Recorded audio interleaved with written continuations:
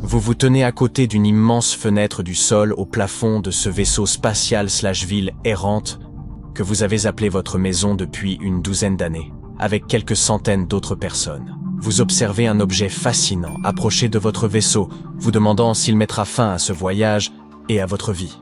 Il ressemble à un astéroïde mais agit comme une comète. Se déplaçant comme si quelque chose le poussait, pourrait-il s'agir d'un moteur créé par une autre civilisation spatiale ? Êtes-vous condamné ou sur le point d'entrer en contact avec une intelligence d'un autre genre ? Maintenant, laissons cette fantaisie post-apocalyptique de côté et examinons de plus près ces envahisseurs spatiaux appelés comètes sombres. La question la plus intrigante est évidemment, qu'est-ce qui les fait bouger ? Très probablement, il s'agit de gaz ou de matériaux s'échappant de la surface de ces objets spatiaux. Fait intéressant, jusqu'à récemment, personne n'était même certain de leur existence.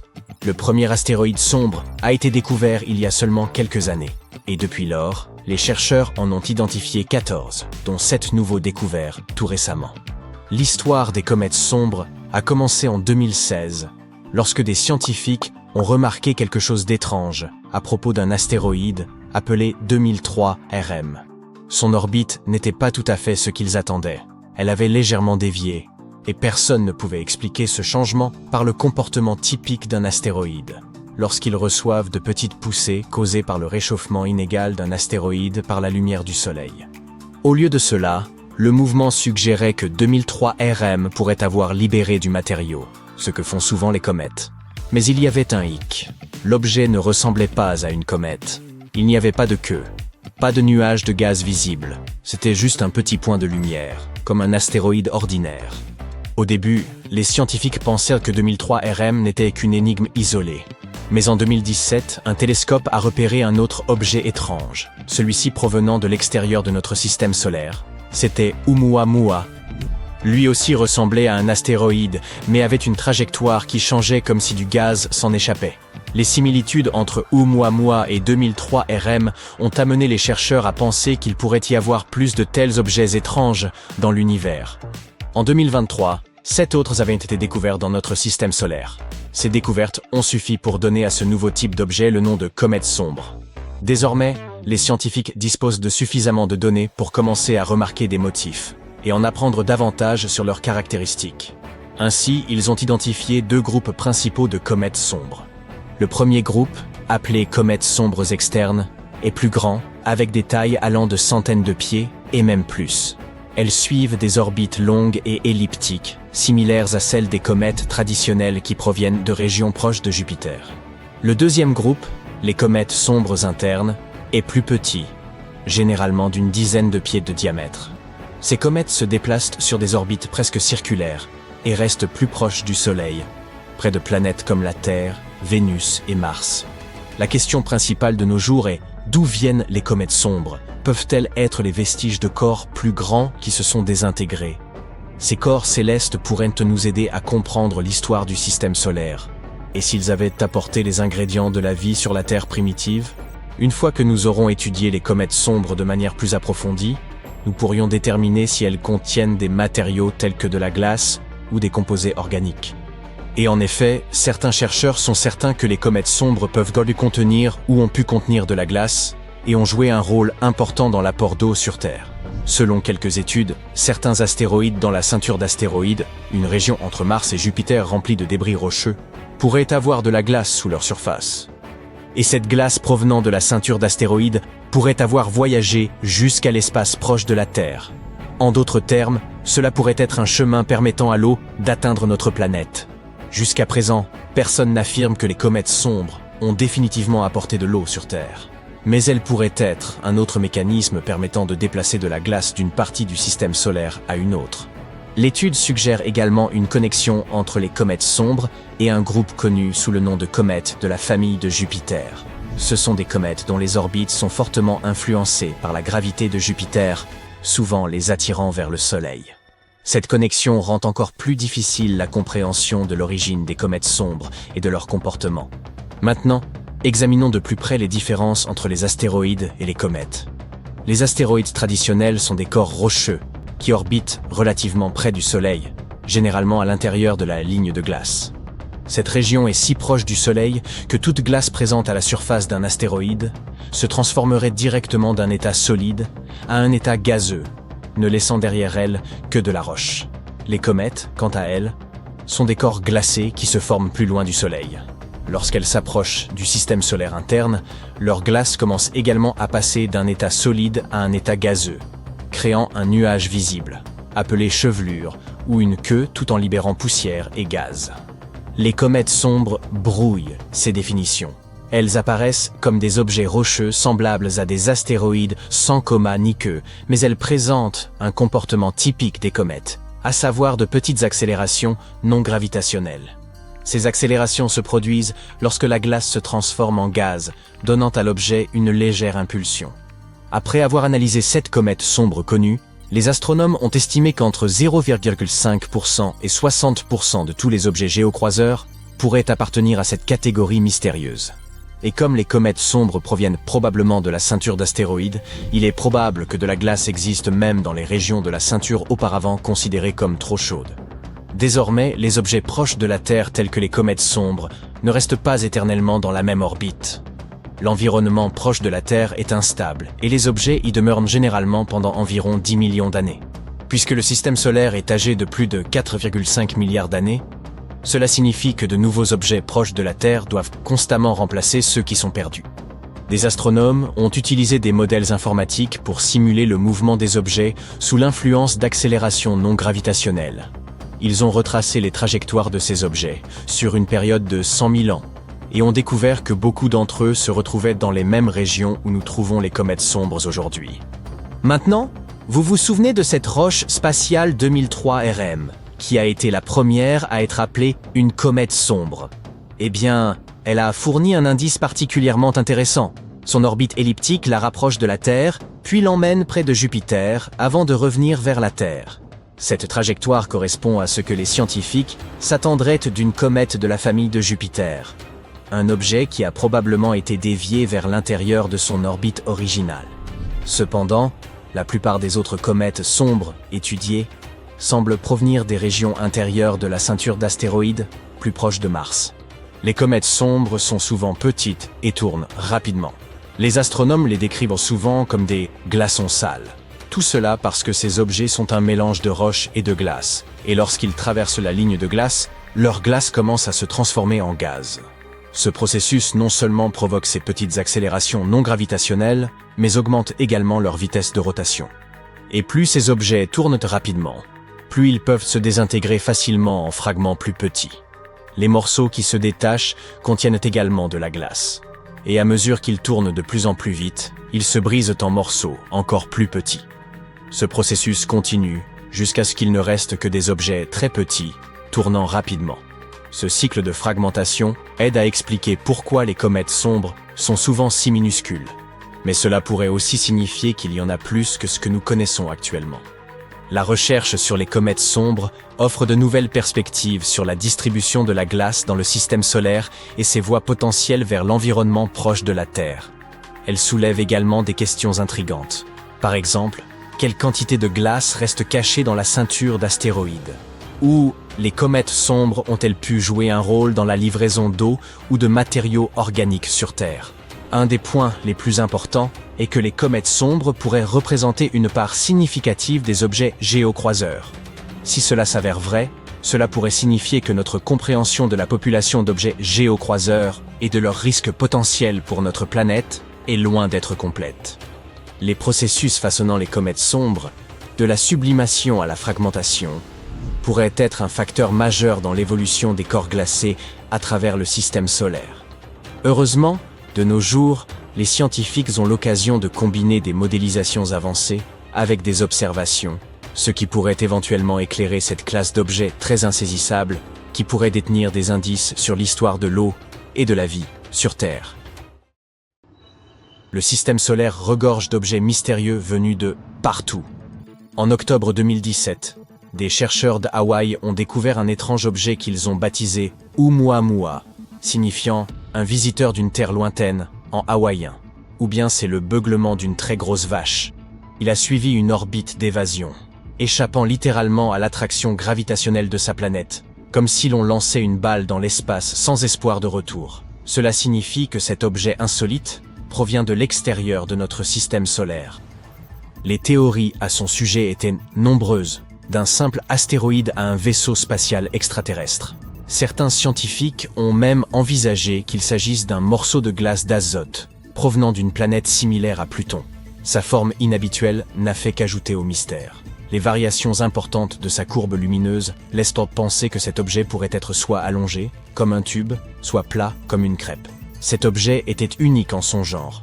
Oumuamua ne se comportait pas comme une comète, ni comme un astéroïde.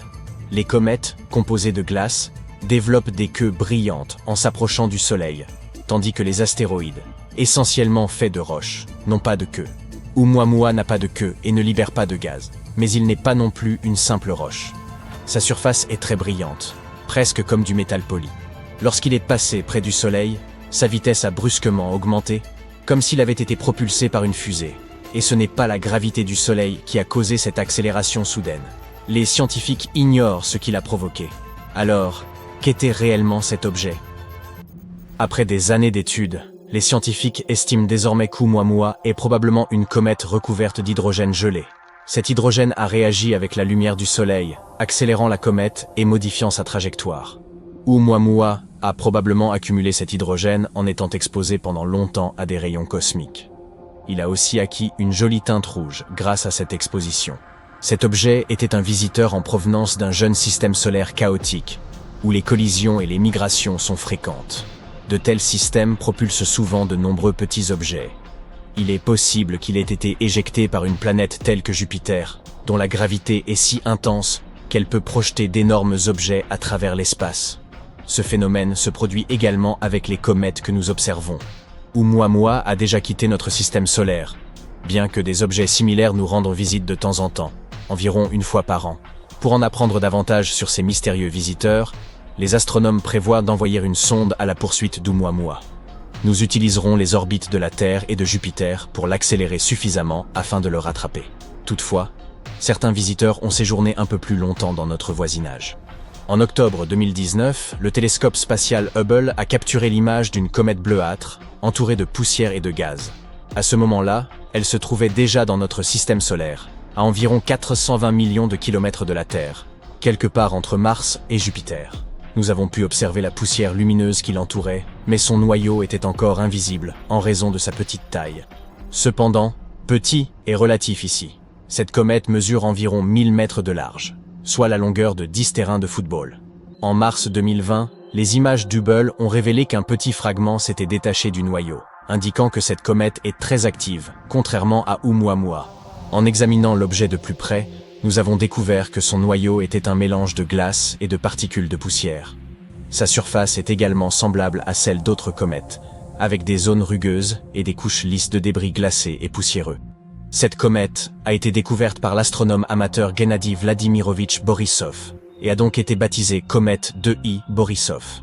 Les scientifiques ont rapidement confirmé qu'elle provenait de l'extérieur de notre système solaire. Cette comète était comme un touriste enthousiaste. Elle se déplaçait à une vitesse vertigineuse d'environ 180 000 km/h. Une telle vitesse permettrait de faire le tour de la Terre 4 fois en 1 heure. Mais cette visite était fascinante pour bien d'autres raisons.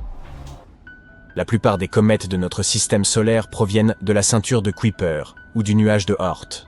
La ceinture de Kuiper est une région de l'espace au-delà de l'orbite de Neptune, semblable à un grand anneau lointain autour du Soleil et rempli de nombreux objets glacés. Tous sont des vestiges anciens de l'époque où notre système solaire était encore très jeune. Le nuage de Oort est beaucoup plus éloigné. Il forme une gigantesque bulle autour du système solaire, également remplie d'objets glacés très anciens. La plupart des comètes à longue période proviennent de là. Mais d'où nous vient la comète 2I Borisov? Nous ne le savons toujours pas avec certitude. Les scientifiques estiment qu'elle pourrait s'être formée dans un autre système stellaire, lequel pourrait être soit plus jeune, soit plus ancien que le nôtre. La NASA nous avait habitués à davantage de précision. Quoi qu'il en soit, il est possible qu'elle ait été expulsée de son système d'origine, tout comme l'a été Oumuamua. Bien que la comète 2I Borisov soit trop petite pour conserver sa propre développer une chevelure lorsqu'elle s'est rapprochée du Soleil. Le terme chevelure désigne ce magnifique nuage de gaz lumineux et de poussière qui entoure le noyau de la comète. Il se forme lorsque la chaleur du Soleil provoque la vaporisation de la glace qui s'y trouve, libérant ainsi de la poussière et du gaz dans l'espace. Cette comète était plus conviviale qu'Oumuamua et nous a permis de l'étudier davantage. Nous avons ainsi découvert des caractéristiques intéressantes, comme le fait qu'elle n'avait jamais interagi avec une autre étoile par exemple. Malheureusement, Borisov a également dû nous fausser compagnie. Elle se trouve à présent sur une trajectoire qui la renverra dans l'espace interstellaire. Néanmoins, d'autres visiteurs nous sont en approche. Et vous avez peut-être entendu parler de celui-ci. La grande comète de 1996. C'est ainsi que nous avons surnommé la comète Hyakutake.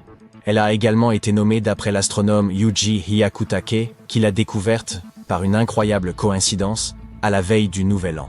Le 25 mars 1996, cet objet est passé incroyablement près de la Terre. À peine 0,1 unité astronomique, soit un peu plus loin que la Lune.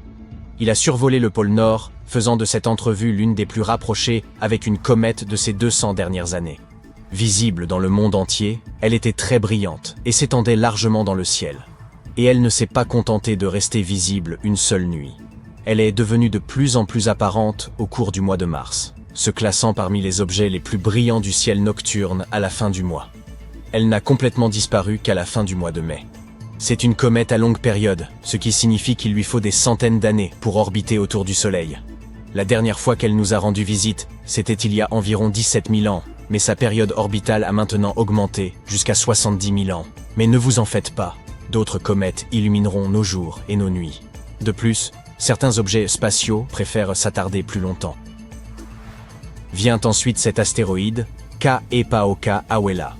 Vous m'excuserez si j'en écorche le nom. En hawaïen, ce dernier signifie l'espiègle de Jupiter. Heureusement, les scientifiques ont eu la bonté de le surnommer BZ pour faciliter la vie de votre sympathique narrateur. C'est un petit astéroïde, d'environ 2,9 km de diamètre. Comme son nom l'indique, il partage une orbite avec Jupiter.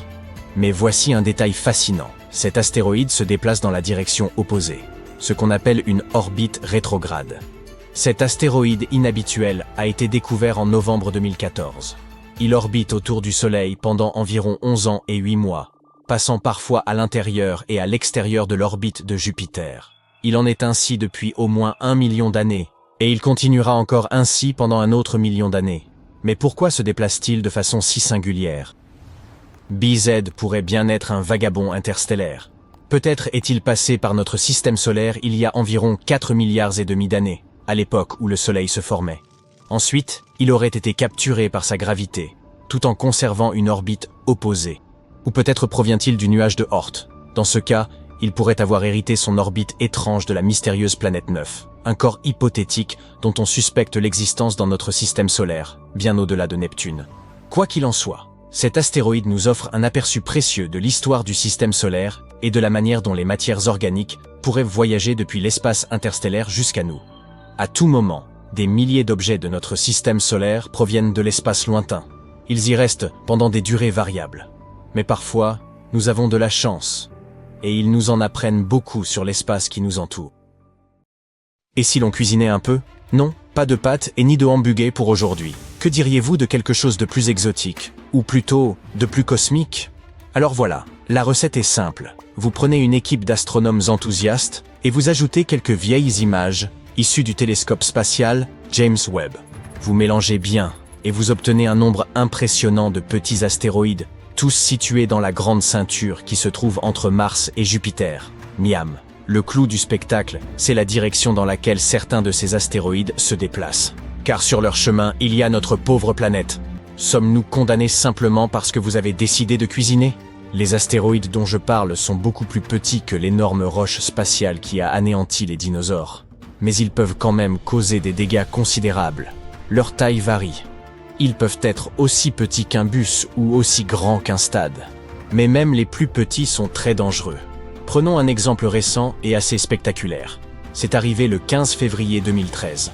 Un petit astéroïde d'à peine quelques dizaines de mètres de large a explosé dans l'atmosphère au-dessus de Tcheliabinsk, en Sibérie, libérant une quantité d'énergie incroyable. De nombreuses personnes ont été témoins de l'événement et l'ont filmé, ce qui a permis aux scientifiques d'obtenir des indices essentiels. De nouveaux modèles informatiques ont aidé les scientifiques à reconstituer la taille, la vitesse et l'impact du météore de Tcheliabinsk. Il s'agissait vraisemblablement d'un astéroïde gros comme un immeuble de 5 étages et il aurait explosé à une altitude comprise entre 24 et 29 km au-dessus de la surface de la Terre, et ce avec une force inouïe. L'explosion a brisé 1 million de fenêtres et blessé plus d'1 millier de personnes. Heureusement, elle n'était pas assez puissante pour causer de vrais dégâts. Mais elle nous a donné une idée du danger que peut représenter une explosion aérienne. Une explosion aérienne se produit lorsqu'un objet explose haut dans l'atmosphère, sans jamais toucher le sol, mais en libérant suffisamment d'énergie pour dévaster la zone qui se trouve au-dessous. Mais revenons à nos petits astéroïdes. Le plus dangereux avec eux, c'est qu'ils frappent la Terre bien plus souvent que les plus gros, environ 10 000 fois plus souvent. Pour ne rien arranger, leur petite taille les rend plus difficiles à détecter à l'avance, ce qui nous laisse peu de temps pour nous préparer si l'un d'entre eux se dirige vers la Terre. Maintenant, remontons à l'époque des dinosaures. Ah non, ça c'est trop loin. Ah voilà. Une équipe d'astronomes travaille sur une méthode consistant à trouver de petits astéroïdes dans des images de télescopes qui furent prises à l'origine pour étudier des étoiles lointaines. Grâce à cette méthode, ils ont pu examiner avec précision un système stellaire connu sous le nom de TRAPPIST-1, situé à 40 années-lumière de la Terre. Il s'agit de l'un des systèmes les plus étudiés en dehors de notre système solaire. En analysant ces images, ils ont découvert 138 nouveaux astéroïdes dans la ceinture d'astéroïdes principale, en plus des 8 qu'ils connaissaient déjà. Et devinez quoi? Parmi les astéroïdes nouvellement découverts, 6 semblent avoir été poussés sur des trajectoires qui pourraient les rapprocher de la Terre. Qui a fait ça? Probablement des planètes proches. Ont-elles une dent contre nous? Fait intéressant. Les scientifiques s'y pensaient ne trouver que quelques nouveaux astéroïdes, mais leur nombre s'est avéré bien plus élevé que prévu. Mais ce n'est pas étonnant. Ils explorent actuellement une partie de l'espace qu'ils connaissaient peu auparavant. Parlons maintenant du héros du jour, le télescope spatial James Webb. S'il est si efficace pour trouver de petits astéroïdes, c'est parce qu'il peut détecter leur chaleur. Ces astéroïdes émettent un rayonnement infrarouge, beaucoup plus visible que la faible lumière du Soleil qui se reflète sur leur surface. Cette technologie a permis aux scientifiques de repérer les plus petits astéroïdes jamais observés dans la ceinture d'astéroïdes principale. Les astéroïdes qu'ils ont trouvés sont des fragments issus de collisions entre des roches spatiales plus grosses. Les découvrir permet aux astronomes de comprendre l'histoire de cette ceinture et d'améliorer les méthodes de suivi des petits astéroïdes susceptibles de menacer la Terre.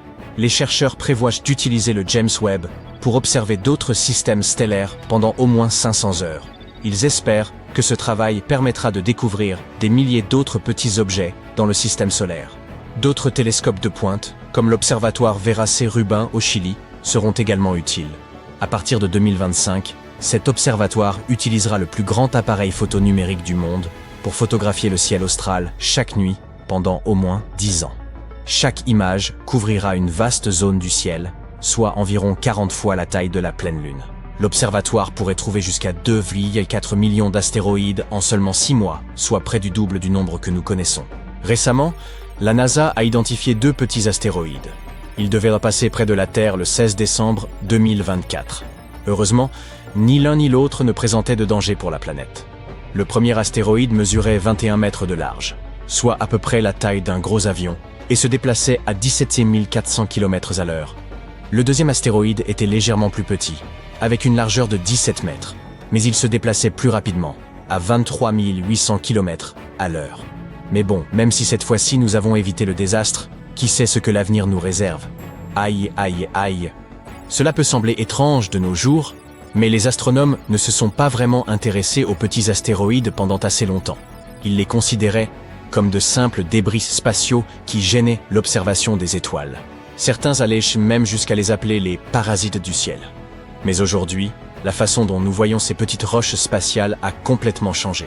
En fait, jusqu'à récemment, nous ne pouvions repérer que les très gros astéroïdes, se faisant plus de 1,6 km de large. Les plus petits se fondaient dans le bruit de fond, des images prises par les télescopes. Mais ensuite, une astuce ingénieuse a permis de combiner plusieurs images de la même partie du ciel, et de rendre enfin visibles ces petits objets peu lumineux. Les données de certains télescopes, comme TRAPPIST et SPECULUS, ainsi que du télescope spatial James Webb, nous aident à améliorer la défense planétaire. Mais il ne s'agit pas seulement de protéger notre planète. L'étude de ces petits astéroïdes nous apprend également comment le système solaire a évolué. S'ils sont si nombreux, c'est parce qu'il s'agit de fragments issus de collisions entre des roches spatiales plus grosses. Un chercheur a déclaré que c'était comme si l'on regardait d'anciennes données d'une nouvelle manière. Ces petits astéroïdes, que l'on considérait auparavant comme de simples débris, sont essentiels pour comprendre notre système solaire et même pour se préparer à ce que l'avenir nous réserve. Parmi ces centaines de millions de roches en orbite autour du Soleil, dans la ceinture d'astéroïdes située entre Mars et Jupiter, certaines sont particulièrement inquiétantes. Elles s'approchent suffisamment de la Terre pour être préoccupantes. La NASA classe les astéroïdes qui orbitent à moins de 48,28 millions de kilomètres de notre planète comme des objets géocroiseurs. Et ceci pourrait constituer une menace sérieuse s'ils venaient à entrer en collision avec notre planète. Actuellement, la NASA surveille de près un astéroïde nommé Bennu. Il s'agit d'une roche spatiale assez grande, mesurant environ 490 mètres de diamètre. Elle pourrait potentiellement s'écraser sur la Terre dans 159 ans.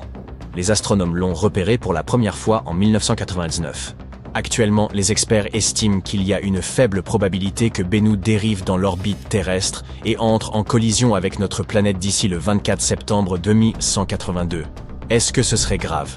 Eh bien, pour mettre les choses en perspective, Bennu est plus grand que l'Empire State Building.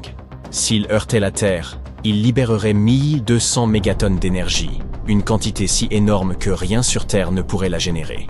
Les scientifiques de la NASA sont particulièrement préoccupés par la probabilité que cet astéroïde traverse un trou de serrure gravitationnel lors de son passage au XXIe siècle. Ce trou de serrure est une région de l'espace qui pourrait placer l'astéroïde sur une trajectoire de collision directe avec la Terre. Bennu passe près de la Terre tous les 6 ans et s'est déjà approché à 3 reprises, en 1999, 2005 et 2011.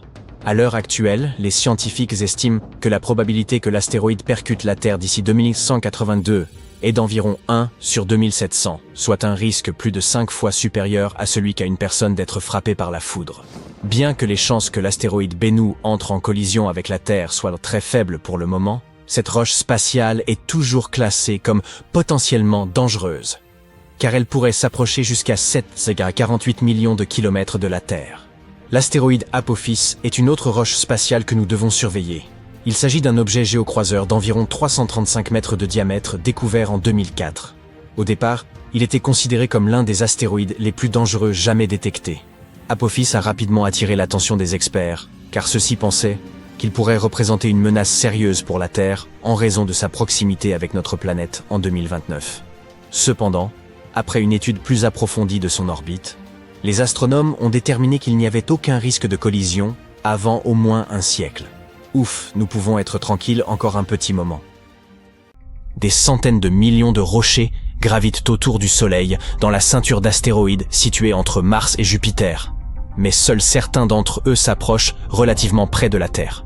La NASA classe les astéroïdes en orbite à moins de 48 millions de kilomètres de notre planète, dans la catégorie des objets géocroiseurs.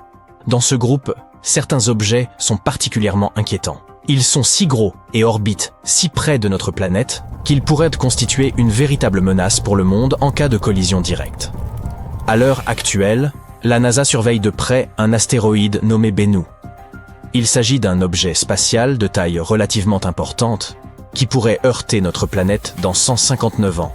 Selon les experts, l'astéroïde, qui a été repéré pour la première fois en 1999, risque fort de dériver dans l'orbite de notre planète.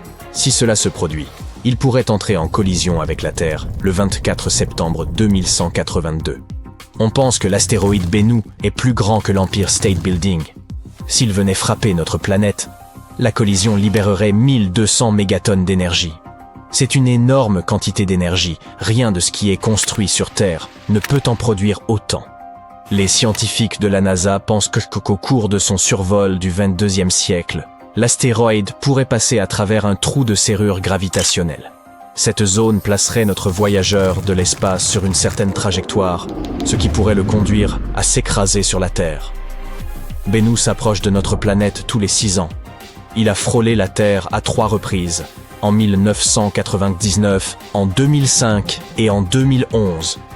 Aujourd'hui, les scientifiques estiment à 1 sur 2700 la probabilité que l'astéroïde heurte notre planète d'ici 2182.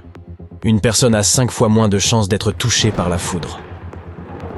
Même si les risques de collision entre Bennu et la Terre sont pour l'instant assez faibles, ce caillou spatial a tout de même été classé dans la catégorie des astéroïdes potentiellement dangereux. Tout cela parce qu'il pourrait s'approcher à 7,5 millions de kilomètres de la Terre. C'est la raison pour laquelle il est également classé comme objet géocroiseur. Bennu est un astéroïde riche en carbone qui s'est formé au cours des 10 premiers millions d'années de l'histoire du système solaire. C'est-à-dire il y a environ 4 ou 5 milliards d'années. Il n'est donc pas étonnant que ce corps spatial recèle de précieux indices sur l'origine et le développement des planètes rocheuses de notre système solaire, à savoir Mercure, Vénus, la Terre et Mars. Mieux encore, il pourrait contenir des molécules organiques similaires à celles qui sont indispensables à l'apparition de la vie. En 2020, la sonde OSIRIS-REx de la NASA a réussi à toucher brièvement la surface de l'astéroïde. Elle en a recueilli quelques échantillons et s'est ensuite éloignée. Pour la NASA, ce fut la première mission de ce type. Mais vous ne serez probablement pas surpris d'apprendre que Bennu n'est pas le seul astéroïde dont nous devrions nous préoccuper. L'astéroïde 99942 Apophis est un autre corps spatial dont nous devons nous méfier. Il s'agit d'un objet géocroiseur d'environ 335 mètres de diamètre. Il a été découvert en 2004 et a d'abord été considéré comme l'un des astéroïdes les plus dangereux jamais détectés. Apophis a très vite gagné en notoriété, on pensait qu'il représentait une menace sérieuse pour la Terre. Les experts ont prédit qu'il s'approcherait dangereusement de notre planète en 2029. Heureusement, après un examen plus approfondi d'Apophis et de son orbite, les astronomes ont conclu qu'il n'y avait aucun risque que l'astéroïde entre en collision avec notre planète avant au moins un siècle. Le risque d'impact de 2029 a été totalement écarté, de même que l'impact potentiel qui pourrait être provoqué par le rapprochement de l'astéroïde en 2036. Il est intéressant de noter que jusqu'en mars 2021, il y avait encore un petit risque de collision en 2068. Mais Apophis a ensuite survolé la Terre. Et les astronomes en ont profité pour utiliser de puissants radars afin d'estimer plus précisément l'orbite de l'astéroïde autour du Soleil. Cela leur a permis d'écarter tout risque d'impact pour les 100 prochaines années au moins. La raison pour laquelle de telles découvertes nous inquiètent tant est que même un astéroïde relativement petit, de la taille d'une maison, pourrait faire des ravages en entrant en collision avec notre planète. Alors, quand un astéroïde mesure plus d'1 kilomètre de diamètre, on parle d'un destructeur de planètes. L'énergie dégagée par l'impact d'un tel astéroïde serait dévastatrice. C'est pourquoi il est essentiel de savoir où se trouvent ces astéroïdes et dans quelle direction ils se déplacent. Le problème est que notre capacité à protéger la planète des impacts d'astéroïdes n'est pas encore optimale. Si une telle catastrophe était sur le point de se produire, nous aurions besoin de beaucoup de temps pour nous préparer. Une collision avec un astéroïde était quelque chose de sérieux.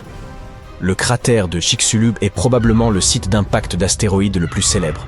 Il témoigne de la terrifiante collision qui a entraîné l'extinction des dinosaures. Curieusement, ce cratère n'est pas très visible, mais d'autres le sont. Par exemple, le cratère Barringer en Arizona, qu'on appelle aussi le Meteor Crater. Quand on pense à la collision qui l'a fait naître, on a froid dans le dos. Quoi qu'il en soit, nous savons désormais que des rochers spatiaux ont non seulement frappé la Terre, mais aussi la Lune, Mercure et Mars. Aucune planète rocheuse du système solaire n'est à l'abri des impacts d'astéroïdes. C'est pourquoi il existe toute une entreprise scientifique dont l'objectif est de trouver et de cataloguer les astéroïdes du système solaire. Cela peut sembler un peu effrayant, mais il y a environ 25 000 astéroïdes de plus de 140 mètres de diamètre près de l'orbite de notre planète. Un tel astéroïde est suffisamment gros pour rayer une ville entière de la surface de la Terre. Jusqu'à présent, moins de 50% de ces astéroïdes ont été détectés. On estime également à 230 000 le nombre d'objets d'une taille égale ou supérieure à 49 mètres. Ces objets sont capables de détruire une zone urbaine concentrée. Et pourtant, moins de 8% d'entre eux ont été détectés. Il existe également des dizaines de millions d'objets géocroiseurs plus petits. Ils mesurent plus de 10 mètres de diamètre et peuvent causer des dommages à la surface. Moins d'1% de ces petits corps spatiaux ont été découverts jusqu'à présent. Notre système solaire interne pose d'énormes problèmes pour la recherche d'astéroïdes. Chaque nuit, il n'y a que 2 créneaux de 10 minutes pendant lesquels les astronomes peuvent observer la région. La raison en est que le Soleil crée une lumière de fond éblouissante. En outre, l'atmosphère de notre planète déforme et brouille les images. Repérer des astéroïdes dans de telles conditions dépasse les capacités de la plupart des télescopes. Nous avons besoin d'un instrument vraiment unique pour accomplir cette tâche. L'outil de prédilection est la Dark Energy Camera de l'Observatoire interaméricain de Cerro Tololo au Chili. Cet appareil n'a pas été conçu pour chercher des astéroïdes. Les chercheurs l'ont construit pour détecter quelque chose de plus insaisissable encore. L'énergie noire, la force mystérieuse qui régit l'expansion de l'univers. La 2CAM est censée observer des centaines de millions de galaxies. Elle est donc à la fois large et profonde. Ainsi, elle peut observer l'univers en profondeur et capturer un large champ de vision, ce qui lui permet d'enregistrer les mouvements des galaxies et de nous renseigner sur les conditions qui prévalaient au début de l'univers. Mais cela signifie également que la 2CAM est parfaitement adaptée au repérage des astéroïdes près du Soleil. Les astéroïdes intérieurs sont rares et des images profondes sont nécessaires car ces objets sont peu lumineux. Les scientifiques doivent pouvoir lutter à la fois contre la luminosité du ciel crépusculaire près de notre étoile et contre l'effet déformant de l'atmosphère terrestre. Et la 2CAM peut les aider dans cette tâche. La Dark Energy Camera a été construite pour étudier l'énergie noire, une mission qui s'est achevée en 2019. Aujourd'hui, les astronomes peuvent utiliser la puissance de cet appareil pour d'autres missions. Ils affirment que le relevé effectué par la 2CAM est le plus précis jamais réalisé en ce qui concerne les objets situés à proximité des orbites de Vénus et de notre planète. Grâce à elle, nous pourrons savoir quel type d'objets se déplacent à l'intérieur de notre système solaire. Tu lèves les yeux et tu vois un flash orange vif dans le ciel. Quelques instants plus tard, tu entends un boom si fort que les vitres des fenêtres autour de toi éclatent en morceaux. Et puis, tu le vois, un énorme bout de roche spatiale brûlant au-dessus de ta tête et se dirigeant vers la Terre. Lorsqu'il touche la surface, l'explosion laisse derrière elle un énorme cratère. Il fait 19 km de profondeur et il est aussi large que le lac Michigan. Après cet impact, les 3/4 de tous les organismes vivants de notre planète se battent pour survivre. Cet événement a eu lieu il y a environ 66 millions d'années. Et l'éclair brillant dans le ciel n'était autre que ce fameux astéroïde qui a anéanti les dinosaures. De nos jours, nous avons de nombreux moyens de nous en protéger. Par exemple, nous pourrions nous cacher dans des bunkers profondément enterrés et survivre. De tels bunkers seraient d'ailleurs bien utiles car il y a de nombreux astéroïdes dans le ciel. Et certains d'entre eux n'attendent que leur fenêtre de tir pour faire des ravages sur la Terre. À commencer par l'astéroïde 1990 MU. En 2027, il s'approchera de façon alarmante de notre planète. De nombreux experts craignent que la force gravitationnelle de la Terre n'attire le rocher qui a la taille de 2 ponts de Brooklyn. Dans ce cas, il se rapprocherait et finirait par s'écraser sur la surface de la planète. Un tel impact provoquerait une onde de choc qui serait ressentie sur d'autres continents.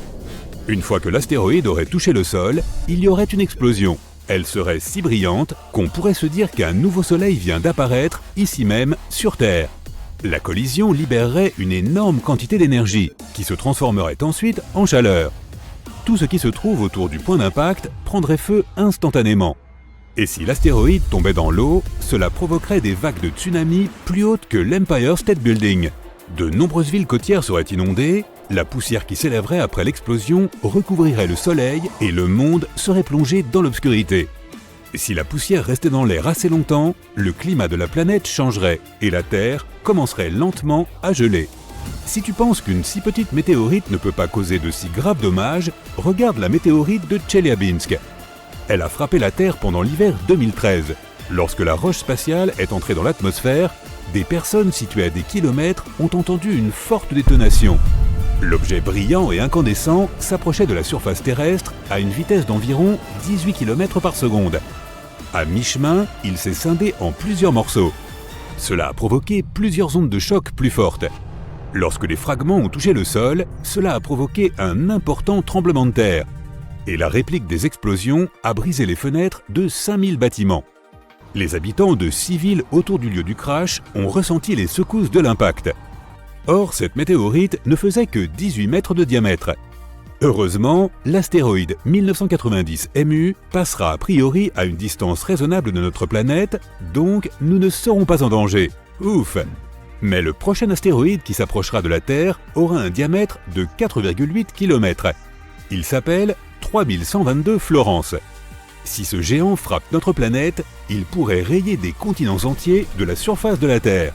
En 2017, ce rocher spatial s'est terriblement rapproché de nous. On pouvait le voir dans le ciel, même avec un petit télescope. L'astéroïde suivant est le plus gros dont il faille s'inquiéter, 1999 JM8. Il est à peu près aussi large que Manhattan, et il a la fâcheuse habitude de s'approcher de la Terre un peu trop près au goût de tous. Un petit astéroïde nommé 2020 VT4 s'est approché de notre planète plus près qu'aucun autre ne l'a jamais fait.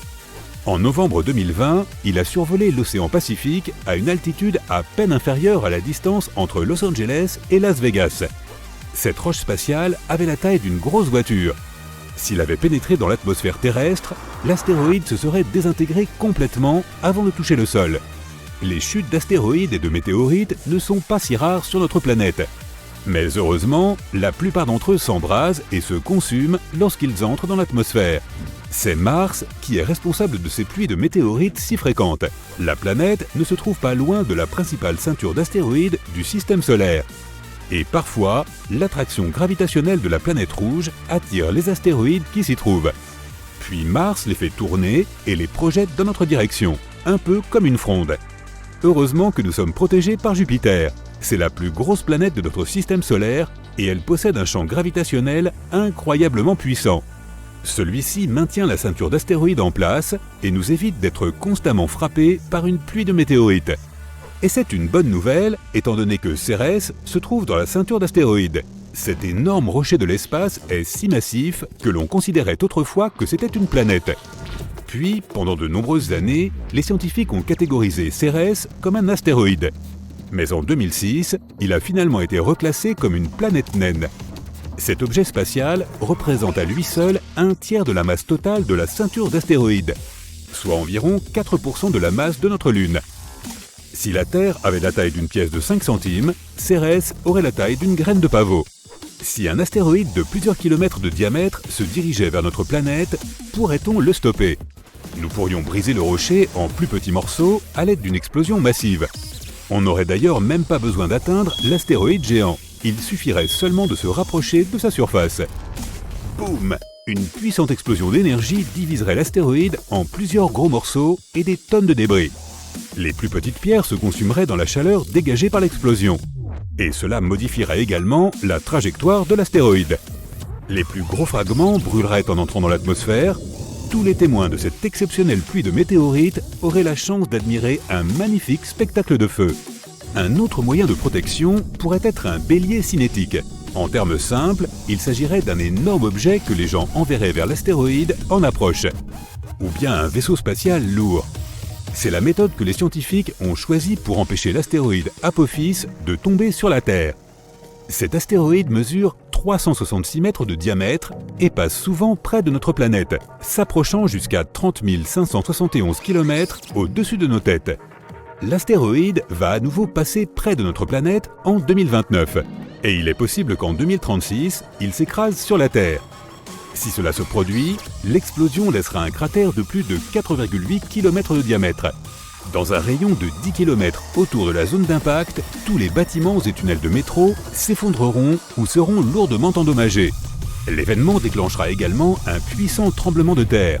Dans un rayon de 50 km autour du cratère, les vitres des voitures et des maisons seront brisées. Et à 120 km du point d'impact, le tremblement de terre déplacera les meubles des habitations. Une façon d'empêcher une telle catastrophe serait donc de construire un vaisseau spatial lourd. Il décollerait de la Terre, accélérerait, puis foncerait sur l'astéroïde à toute vitesse. L'impact modifierait la trajectoire de l'énorme rocher spatial, et il passerait finalement à bonne distance de notre planète. Nous pourrions aussi essayer d'arrêter l'astéroïde en l'enveloppant dans du papier d'aluminium. Cela rendrait sa surface réfléchissante, et la pression solaire pourrait alors modifier progressivement la trajectoire de l'astéroïde. Une autre alternative consisterait à utiliser un remorqueur gravitationnel. Il faudrait envoyer un vaisseau spatial massif et sans équipage vers l'astéroïde. Il volerait jusqu'au rocher spatial et l'attirerait lentement auprès de lui grâce à sa propre force gravitationnelle. Un petit changement de cap suffirait pour que l'astéroïde croise notre planète sans la heurter. Une autre façon de protéger la Terre serait de construire un système de lentilles géantes dans l'espace. Tu as peut-être déjà essayé de concentrer la lumière du Soleil avec une loupe. Tu sais alors à quel point cette lumière concentrée peut être chaude. Imagine maintenant qu'on installe de nombreuses lentilles géantes, toutes dirigées vers un seul point. Les scientifiques pensent que le fait de focaliser un faisceau de lumière aussi puissant sur l'astéroïde ferait fondre et s'évaporer la roche, ce qui changerait lentement sa trajectoire. Un autre moyen supplémentaire de nous protéger serait d'installer plusieurs moteurs à sa surface. Cela transformerait l'objet spatial en une sorte de fusée, et on pourrait alors déterminer sa trajectoire depuis la Terre.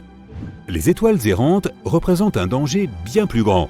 Comme les astéroïdes, elles volent dans l'espace et peuvent entrer en collision avec tout ce qui se trouve sur leur trajectoire. Le problème est qu'elles ont une masse gigantesque, parfois comparable à celle de notre Soleil. Il y a environ 70 000 ans, un duo d'étoiles intergalactiques est passé en trombe devant le Soleil. Elles n'ont pas affecté la Terre, mais ont causé quelques perturbations à la périphérie du système solaire. Cet événement est susceptible de se reproduire. Un jour, l'étoile solitaire Gliese 710, qui a une masse équivalente à la moitié de celle de notre Soleil, se déplace en ce moment même vers notre système solaire. Il est possible qu'elle commence à attirer des roches de la ceinture d'astéroïdes extérieure et à les attirer vers nous. Et alors, les rares pluies de météorites que l'on peut observer de nos jours deviendront un événement régulier. Mais pour l'instant, cette étoile errante est extrêmement éloignée de notre monde. Et il y a plus de chances qu'elle passe à côté de nous sans affecter notre paisible existence. 14 février 2000. Une Saint-Valentin normale, des fleurs et des bonbons, la fin de l'ancien millénaire et une journée qui allait marquer l'histoire. La navette spatiale Near Shoemaker, qui signifie Near Earth Asteroid Rendezvous, lancée en 1996, a finalement obtenu son rendez-vous avec l'astéroïde 433 Eros. Il s'agissait de contourner Eros et d'effectuer le premier atterrissage en douceur sur un astéroïde. Near a failli ne pas y arriver parce qu'un raté de ses moteurs l'a placé sur une mauvaise trajectoire et il a manqué sa cible. Pourtant, les ingénieurs ont décidé de laisser Near faire le tour du Soleil pendant une année de plus, et il a fini par y arriver. Near Shoemaker a été créé pour trouver, cibler et traquer des objets spatiaux plus petits pendant environ un an et recueillir des données importantes à leur sujet. Ce vaisseau spatial a pris plus de 160 000 photos de la surface de l'astéroïde qui ont beaucoup aidé les chercheurs. Avant cela, certains scientifiques ne prenaient les astéroïdes que pour des objets volants sans intérêt. L'astéroïde 433 Eros est en effet le plus petit corps de notre système solaire à avoir son propre vaisseau spatial en orbite autour de lui. À première vue, cet astéroïde ressemble à n'importe quelle autre roche ordinaire venant de l'espace. En forme de patate, effectuant une rotation complète toutes les 5h30 et d'une taille équivalente à 2 fois celle de Manhattan. À titre de comparaison, le plus grand astéroïde jamais découvert fait 940 km de diamètre, tandis que le plus petit mesure environ 2 mètres de large. Les astéroïdes sont en fait des sortes de résidus des premiers stades du système solaire. Le Soleil, tel que nous le connaissons, a commencé à acquérir sa forme lorsque des gaz et des atomes comprimés se sont mélangés pour former une proto-étoile. Les petits éclats de débris et de poussière autour du Soleil se sont transformés en rochers et en s'écrasant les uns contre les autres, ils en ont formé de plus gros encore. Les objets qui ont survécu à cette fête chaotique et désordonnée sont ce que nous connaissons aujourd'hui sous le nom de planètes et de lunes. Les corps plus petits, qui n'ont pas pu obtenir le statut de planète, sont des astéroïdes. Ils sont trop petits pour avoir une atmosphère et leur gravité n'est pas assez forte pour les transformer en sphères. Donc, ils ne remplissent pas les conditions pour supporter la vie. La plupart d'entre eux se retrouvent quelque part entre les orbites de Jupiter et de Mars et passent simplement à côté de notre Terre à une distance sûre. Mais pas Eros. Il est devenu le premier des astéroïdes proches de la Terre, ou NEA. Depuis 1975, Eros n'a jamais été aussi proche de la Terre qu'en 2012, avec une distance d'environ 26,7 millions de kilomètres, ce qui représente environ 70 fois la distance moyenne de la Terre à la Lune. Il a été découvert en 1898 et nommé d'après le dieu grec de l'amour, Eros, celui qui utilise ses flèches pour rendre les gens amoureux les uns des autres, et qui brise des cœurs au passage. Dans la mythologie romaine, on le nomme Cupidon. Parmi les nombreuses autres découvertes fascinantes de l'espace, il y a les pâtes nucléaires. Pas comme celle que fait ma grand-mère, certes, mais pas si mauvaise que ça non plus. La recette dit que tu dois 1. Attendre qu'une étoile atteigne un certain âge, quand vient le moment où elle finit par exploser. Là, déjà, il faut être patient parce que ça peut prendre environ 1 milliard d'années. 2. Après l'explosion, recueillir les neutrons restants et les remuer jusqu'à obtenir un ragoût extrêmement dense. Ajouter un peu de gravité et, dernière étape, ne pas oublier de faire cuire le tout à 600 000 degrés Celsius. Les pâtes nucléaires sont sans aucun doute l'un des plats les plus bizarres du menu de l'univers, mais aussi potentiellement la matière la plus solide qui existe. Il faudrait une force 10 milliards de fois plus importante pour briser une assiette de pâtes nucléaires que pour casser de l'acier. Les scientifiques pensent que cette substance est aussi solide parce qu'elle est incroyablement dense. Imagine un peu, 1,3 million de terre pressée et réduite à la taille de Toronto.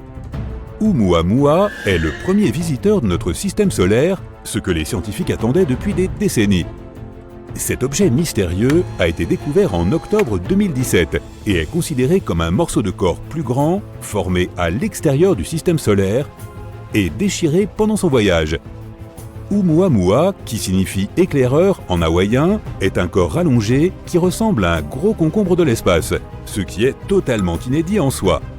Il possède une accélération non gravitationnelle et personne ne sait vraiment comment il se déplace, puisqu'il n'a pas de queue visible ni de signe de dégazage. L'étoile de Tabi est certainement l'une des plus mystérieuses de l'univers. Elle est située à 1000 années-lumière de nous et elle est 50% plus grande et beaucoup plus chaude que le Soleil. En 2015, les scientifiques ont constaté que la luminosité de l'étoile de Tabi avait diminué de 22%.